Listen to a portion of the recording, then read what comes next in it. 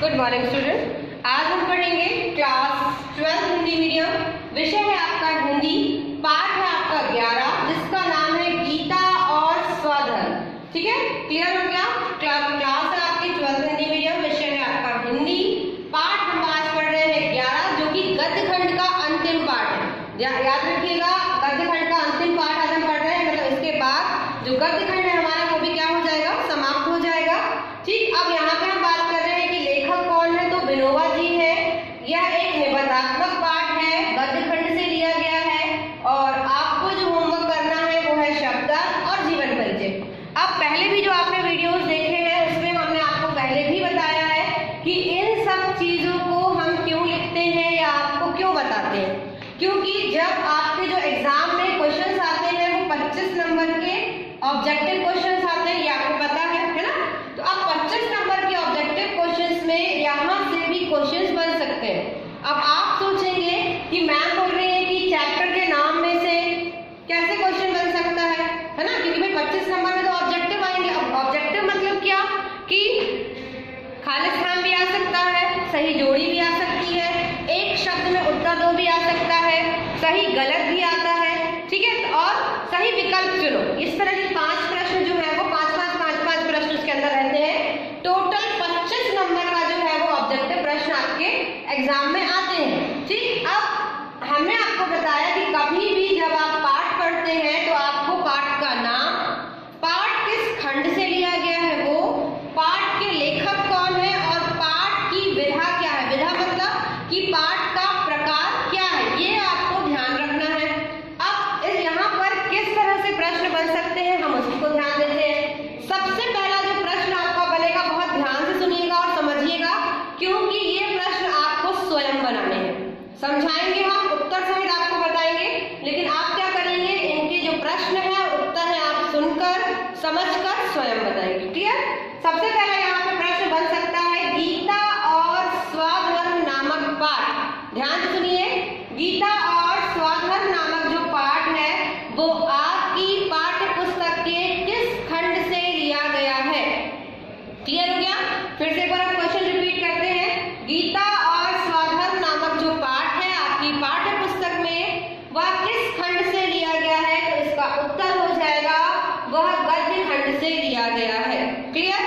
दूसरा प्रश्न बनता है गीता और स्वधर्म नामक जो पाठ है आपकी पाठ्य पुस्तक में उस पाठ की विधा क्या है। अब हमने आपको बताया कि जब हिंदी की किताब में हम पाठ पढ़ते हैं तो यहाँ पर बहुत सारा जो है वो संग्रह मिलता है। बहुत सारे संग्रह मतलब क्या, कहानी भी पढ़ते हैं हम, इसमें एकांकी भी होती है, कविता भी होती है, निबंध भी होता है, यात्रा वृत्तांत भी होता है, मतलब अलग अलग प्रकार के चैप्टर्स होते हैं। तो यहाँ पर ये पूछा गया है कि जो गीता और स्वधर्म नामक जो हम पाठ पढ़ रहे हैं उसका प्रकार क्या है, उसकी विधा क्या है। तो हम प्रकार शब्द नहीं बोलेंगे, हम विधा शब्द बोलेंगे। तो इस पाठ की विधा क्या है, तो हमें पता है कि जो गीता और स्वधर्म नामक पाठ है वह एक निबंध है। क्लियर? 2 क्वेश्चन बन गए। तीसरा प्रश्न बनता है गीता और स्वधर्म नामक पाठ के लेखक का नाम बताइए। आपकी पाठ्य पुस्तक में जो पाठ है गीता और स्वधर्म, उस पाठ के लेखक का नाम बताइए। अब हमें पता है, हमने यहाँ लिखा विनोबा जी जो है वो गीता और स्वधर्म नामक पाठ के क्या है, लेखक है। 3 क्वेश्चन बन गए। Then 4th question, Vinoba ji की कोई एक रचना बताइए।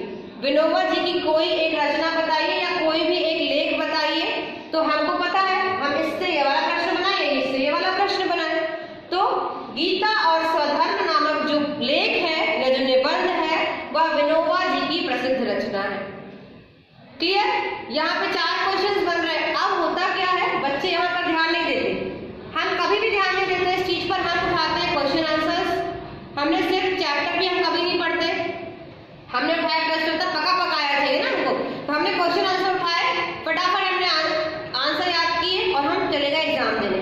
अब ऐसा कोई क्वेश्चन आ गया आपके एग्जाम में, गीता और स्वधर्म की पाठ की विधा बताइए। अब आप क्या बोलेंगे, पता नहीं ये कहाँ से आ गया, ये तो हमने कभी पढ़ा ही नहीं था, ये तो हमने देखा ही नहीं था इस तरह का प्रश्न। पक्का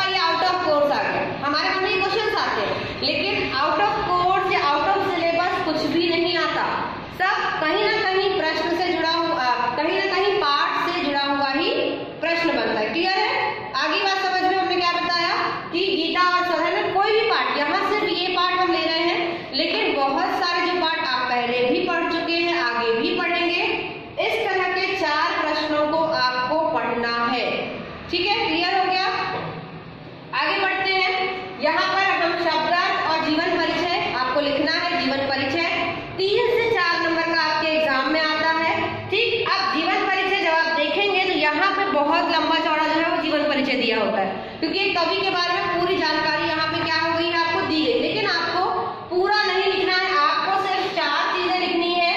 आपको दिए गए कवि का जन्म लिखना है, मृत्यु लिखनी है, 2 रचनाएं लिखनी है,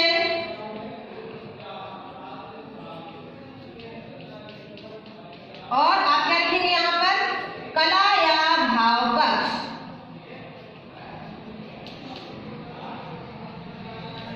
ठीक, मतलब यहाँ पे हमें पूरा का पूरा जो है वो जीवन परिचय छापना नहीं है कि किताब में देखा और हमने कॉपी में उतार दिया। हमें सिर्फ उसको बहुत अच्छे से पढ़ना है और जन्म, मृत्यु, 2 रचनाएं और कला या भाव पक्ष, बस इतना लिखना है। हमने पढ़ना स्टार्ट किया जीवन परिचय, हमें पता चला किस साल में इनका जन्म हुआ है, किस गांव में हुआ है, हमने यहाँ लिख दिया। किस साल में इनकी मृत्यु हुई है, किस गांव में हुई है, किस शहर में हुई, हमने वो लिख दिया। इनकी प्रमुख 2 रचनाएं, एक तो यहाँ लिखी हुई है, दूसरी आपको उसमें जीवन परिचय मिल जाएगी। और कला या भाव पक्ष में हम क्या लिखते हैं कि इनकी भाषा कैसी थी, है ना, किस भाषा का प्रयोग करते थे, इनकी पारिवारिक स्थिति क्या थी, माता पिता क्या करते थे, कौन कौन से इन्होंने लेख लिखे, कहाँ पे इनको उपाधि प्राप्त हुई, इस तरह से जो थोड़ी सी चीजें हैं वो हम यहाँ लिख देते हैं। क्लियर हो गया। और शब्द अर्थ, क्योंकि कभी कभी शब्द अर्थ से भी प्रश्न आ जाते हैं, है ना, कि भाई किसी भी शब्द का मान लीजिए आपको पूछ लिया कि शशि का अर्थ बताइए, तो शशि का अर्थ क्या होगा, चंद्रमा। इस तरह से कभी कभी शब्द अर्थ से भी जो है वो क्या आ जाते हैं, प्रश्न बन सकते हैं। क्लियर हो गया। ये आपने पाठ पढ़ा, मतलब आपने हमने समझाया कि आपको पाठ में क्या क्या चीजें जो है वो आपकी महत्वपूर्ण है, जो आपको करनी है, किस तरह से यहाँ पर प्रश्न बनते हैं और किस तरह से आपको क्या करने हैं, उनके उत्तर को देना है। मतलब ये अलर्ट रहेंगे, आप चीजों को पढ़ेंगे तो आपसे अपने आप जो है वो क्वेश्चंस के आंसर बन जाएंगे। क्लियर। अब हम आते हैं पाठ पर। जैसा कि आपको पता है कि गीता और स्वधर्म, अब गीता के बारे में आप जानते हैं, गीता क्या है, गीता जिसको भगवत गीता हम कहते हैं। तो जब अर्जुन जो है वो युद्ध क्षेत्र में खड़े थे, कौरव और पांडवों का, आपने महाभारत सुनी होगी, है ना, तो कौरव और पांडवों का जब आपसी युद्ध होता है, ठीक, कौरव क्या कहते हैं कि पांडव ये कहते हैं कि हमारे हिस्से की जमीन हमें दे दो, तो क्या हो, किसी भी प्रकार का लड़ाई झगड़ा नहीं होगा। अब दुर्योधन का ये कहना था, जो कौरवों में था, कि हम तुमको सुई की नोक बराबर भी जगह नहीं देंगे। क्या कहा उन्होंने कि हम तुमको सुई की नोक बराबर भी जगह नहीं देंगे, तुम्हें जो भी करना है तो करो। अब जब ये कहा गया कि जब हम प्रेम पूर्वक किसी से कोई चीज मांगते हैं और वो नहीं देता है, तो उसका दूसरा जो है उपाय क्या है कि हम युद्ध करके वो चीज छीन लें, क्योंकि हम युद्ध के भी लायक हैं। मतलब हम ऐसा तो नहीं कि हम कमजोर हैं या हम उससे डर गए तो हम क्या कर सकते, युद्ध नहीं लड़ सकते। तो वहां पे क्या किया गया, फैसला लिया गया कि कौरवों और पांडवों के बीच में क्या होगा, युद्ध होगा, और जो भी विजयी होगा उसको संपूर्ण राज्य, जितना भी राज्य है वो मिल जाएगा, चाहे कौरव जीते चाहे पांडव जीते। अब यहाँ पे आए कौन, भगवान श्री कृष्ण सामने आए। भगवान श्री कृष्ण, मतलब दुर्योधन का ये कहना था कि भगवान श्री कृष्ण ने कहा कि 2 चीजें मैं देता हूँ, मैं आप लोगों को, कौरव और पांडवों को 2 चीज दूंगा। एक तो मैं अपने आप को दूंगा, मतलब मैं किसके साथ रहूं ये आप लोग तय करेंगे, और मेरी अपार सेना, मेरे पास हजारों सेना है, घोड़े हाथी है, तो एक वो हो गया। ठीक, अब दुर्योधन और पांडवों ने सोचा कि क्या लिया जाए, भाई किससे हम जीत सकते हैं। तो दुर्योधन ने कहा ठीक है, मुझे आप नहीं चाहिए, मतलब भगवान श्री कृष्ण नहीं चाहिए मुझे, तो अर्जुन के साथ रहो आप, मुझे आपकी पूरी की पूरी सेना चाहिए। भगवान श्री कृष्ण ने कहा ठीक है भाई, मेरी सेना तुम ले लो, मैं किसके साथ आ जाता हूँ, अर्जुन के साथ आ जाता हूँ, ठीक है। और फिर भी दुर्योधन को डर लग रहा था कि कहीं ऐसा ना हो कि जो कृष्ण है भाई वो तो भगवान है, फिर भी जीत ना जाए। तो फिर उसने फिर एक शर्त रखी कि आप युद्ध में साथ में तो रहोगे, लेकिन हथियार नहीं उठाओगे, अस्त्र और शस्त्र नहीं उठाओगे, ठीक। तो भगवान श्री कृष्ण ने उसमें भी कहा ठीक है कि मैं युद्ध में रहूंगा और क्या करूंगा, हथियार नहीं उठाऊंगा। जैसे एक गुरु, मान लीजिए हम हैं, हम आपके साथ नहीं लिखेंगे परीक्षा में बैठकर, हम सिर्फ आपका मार्गदर्शन करते हैं, हम आपको समझाते हैं, बताते हैं कि करना कैसे। युद्ध ही हुआ आपकी परीक्षा जो आप देंगे, तो उस युद्ध में गुरु की सिर्फ सलाह होती है, सिर्फ ज्ञान होता है, और क्या करते हैं, आप विजय प्राप्त करते हैं। आपके साथ गुरु नहीं बैठते जाके बाजू से कि बेटा चलो ये वाला क्वेश्चन करना है, ये वाला नहीं। उसी प्रकार भगवान श्री कृष्ण ने यहाँ पर गीता का उपदेश दिया, किसको? अर्जुन को, मतलब ज्ञान दिया। अर्जुन ने क्या कहा कि मैं कैसे लड़ूं अपनों से? अर्जुन ने कहा कि मेरे सामने सारे के सारे कौन है? मेरे भाई हैं, मेरे चाचा लोग हैं, मतलब पूरे अपने हैं, और मुझे क्या करना है? इनसे युद्ध लड़ना है। तो मैं नहीं लड़ पा रहा हूं इनसे युद्ध। उस समय क्या कहा? भगवान श्री कृष्ण ने कहा कि ठीक, तो यहाँ पे जब अर्जुन ने कहा भगवान श्री कृष्ण से बिल्कुल युद्ध क्षेत्र में खड़े होकर, जब वो युद्ध के लिए आ गए कि ठीक है हम युद्ध करेंगे, लड़ाई करेंगे, और जो जीतेगा उसका सारा संपूर्ण जो है वो राज्य उसको मिल जाएगा, तो अर्जुन तुरंत व्याकुल हो गए, घबरा गए कि मैं कैसे अपने भाई को मारूं, कैसे मतलब अपनों को मारूं, कि मैं ऐसा बुरा व्यक्ति भी नहीं हूं कि मैं अपनों को मारूं। तब भगवान श्री कृष्ण ने उनको समझाया कि यदि कोई व्यक्ति बुरा है तो उसको मारना या उसकी हत्या करना जो है वो पाप नहीं कहलाता। क्यों? जिस प्रकार यदि सांप है, मान लो सांप जहां से निकलता है तो वो उसके पास क्या है? जहर। सांप के पास क्या होता है? जहर। जब तक कहां से भी निकलेगा तो वो क्या करेगा? आपको जहर ही देगा, क्योंकि उसके पास वही चीज है। अब करेगा क्या? वो जब जहर उसको देगा दूसरों को, तो दूसरे क्या हो जाएंगे?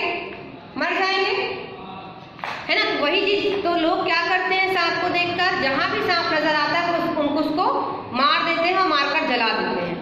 यही करते हैं लोग, ज्यादातर लोग 90% तो यही किया जाता है। बहुत कम है कि अपने आप चला जाता है या पूजा पाठ से ऐसा नहीं होता है। तो क्यों नष्ट कर दिया? क्योंकि वो जहरीला है और वो बुरा है, मतलब वो लोगों को क्या दे देगा?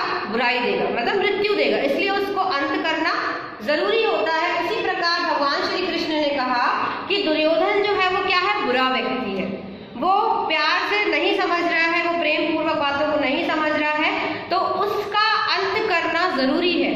और उसके साथ उसका साथ देने वाले, क्योंकि वो भी बुराई का ही साथ दे रहे हैं, तो वो भी क्या है? वो भी बुरे ही कहलाएंगे, और बुराई का अंत करना अच्छा काम होता है, ना कि बुरा।